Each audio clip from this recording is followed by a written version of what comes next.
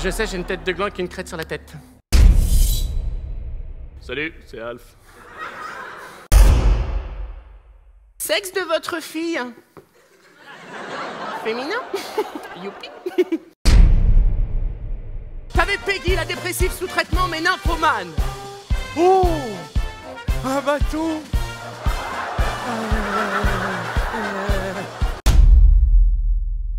Michel, c'est qui qu'on fesse? Ah non, mais je sais très bien que depuis que cette bitch de Kate Middleton s'est mariée, le secteur il est bouché. Hein. Messieurs, je suis ouvert. Je suis humoriste, je suis un homme. Je suis né en plus à 6h10 du matin, dans une jolie maternité qui n'existe plus, qui a été détruite d'ailleurs. Peut-être que c'est un signe. Et je suis humoriste, voilà, je suis comédien depuis foultitude de temps. Et je joue mon spectacle atypique, voilà, qui je suis. Alors j'ai choisi Jarry parce que c'est le nom de famille de ma maman. Et un jour, en fin de repas, en train de faire la vaisselle dans la cuisine, elle me dit, le jour où je meurs, le nom de famille disparaît. Et je l'ai mis dans un coin de ma tête. Et un jour, on m'a dit, tiens, il faut que tu prennes un pseudo. Et je me suis dit, Jarry. Et je lui ai fait la surprise le soir de la première. Et elle a découvert qu'en fait, Jarry, c'était son fils aimé et adoré. Alors j'ai commencé ma carrière dans l'enseignement parce que mes parents m'obligeaient à avoir un vrai métier. Et que quand je dansais et jouais dans ma chambre, ils me prenaient plutôt pour quelqu'un atteint de bipolarité. Et ils se sont dit, on a vraiment envie que tu deviennes quelque chose. Donc je me suis lancé dans l'enseignement. J'ai enseigné pendant quelques années en lycée professionnel auprès de jeunes en grande difficulté.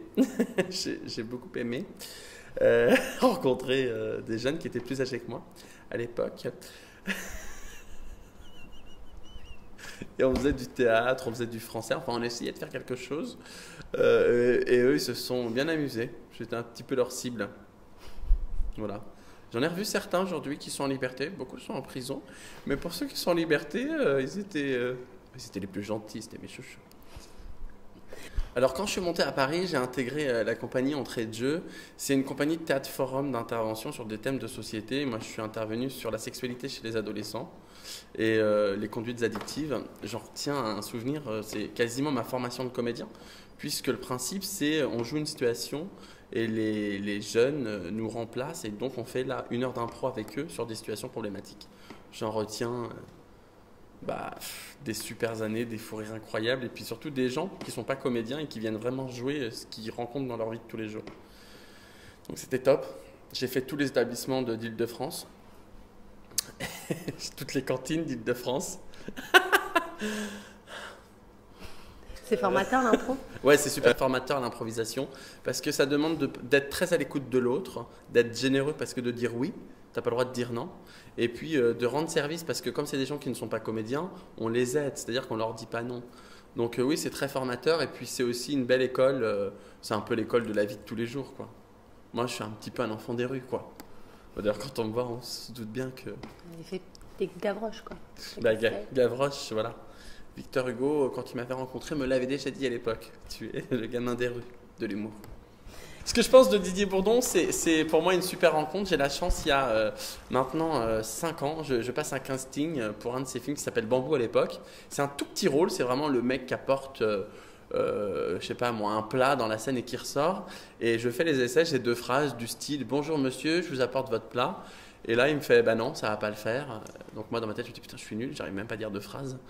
Et là, il revient 5 minutes après avec un scénario en me disant « Lis-moi cette scène ». Je joue la scène devant lui et j'apprends quelques jours plus tard que je joue son meilleur ami dans le film. Donc c'est ma rencontre avec lui. Sur le tournage, du coup, on s'est vraiment apprécié. C'est un grand monsieur.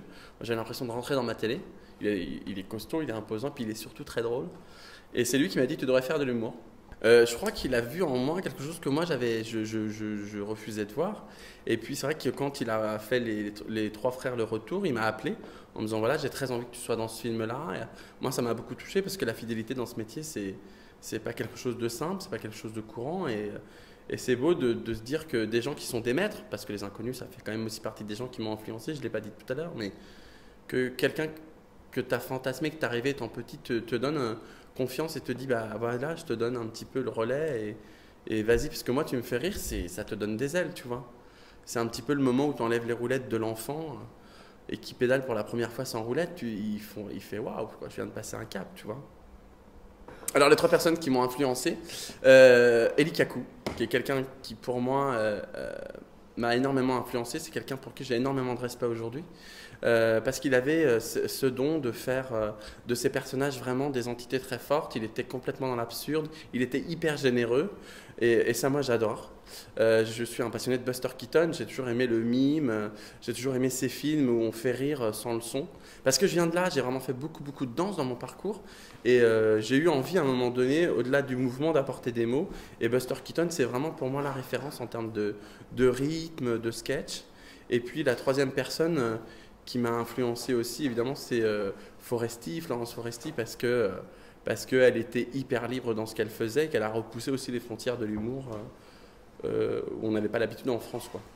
La part d'impro dans mon spectacle est très importante parce que je pense que quand je dis que j'ai besoin de rencontrer les gens qui viennent, c'est aussi d'être à l'écoute. Et donc, comme chaque soir le public est différent, chaque soir les parts d'impro sont différentes. C'est une manière aussi de dire aux gens, vous avez vu, c'est quelque chose de vivant le spectacle. Quelque chose aussi qui s'adapte à vous. C'est pas la même chose si j'ai des enfants au premier rang, des adultes, ou que des femmes ou que des hommes. Il se passe des choses différentes. Et moi, je pense que foncièrement, l'humoriste, il n'est pas là pour sauver des vies, il est juste là pour détendre, pour proposer autre chose. Donc, c'est bien une rencontre avec son public. Je ne vais pas jouer de la même façon à Lille ou à Lourdes. Je vais forcément jouer sur des choses différentes. Je ne vais pas jouer de la même manière au Maroc qu'en Belgique. Bon, au Maroc, déjà, je ne joue pas puisque je suis interdit de territoire, hein. Mais oui, tu t'adaptes. Et puis c'est important parce que tu joues quand même tous les soirs. Donc tous les soirs, c'est comme quand on te fait l'amour. À chaque fois, tu cherches de nouvelles choses, de nouvelles zones, tu vois. Et pour moi, c'est un peu faire l'amour aux spectateurs, ce spectacle. Ce qui me fait rire dans mon spectacle, il y a plusieurs passages que j'aime beaucoup. J'aime beaucoup le GIGN, j'aime beaucoup les majorettes. Et souvent, ce qui me fait rire, c'est ce que me disent les gens quand on est dans l'interaction. Je suis toujours surpris. Par exemple, il y a un passage où je fais deviner un métier et souvent les gens me disent Chantal Goya. Et ça me fait incroyablement rire parce que je me dis qu'ils n'ont pas compris la question. Et on a le public qu'on mérite. Donc, je me remets en question, quoi. Alors, mes projets pour les prochains mois, là, je vais partir en tournée. Je vais faire pas mal de villes, Toulouse, Marseille, Lyon, Nantes. Revenir en septembre à Paris avec des modifications évidemment dans le spectacle, avec peut-être de nouveaux sketchs. J'ai envie aussi d'écrire un petit peu peut-être pour la télévision des choses un peu drôles, humoristiques. Et puis prendre du temps pour moi aussi pour plonger. Je suis un passionné de plongée sous-marine. J'ai très envie d'aller retrouver les poissons et de pouvoir vraiment me sentir en état d'apesanteur. C'est vrai ça? Oui, c'est vrai. Et puis, j'adore cuisiner aussi. Donc, et ça fait longtemps que je me dis que j'ai envie de me lancer dans la pâtisserie. Parce que je suis plutôt plat principal et je me suis pas trop concentré sur les desserts. Donc voilà.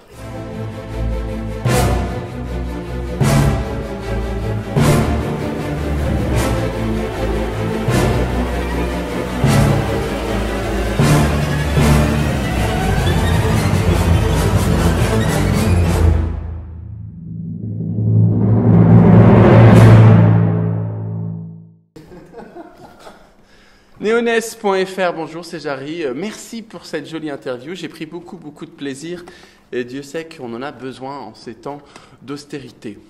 Eh bien, je vous retrouve rapidement au Trévise du jeudi au samedi à 21h30. C'est rigolo.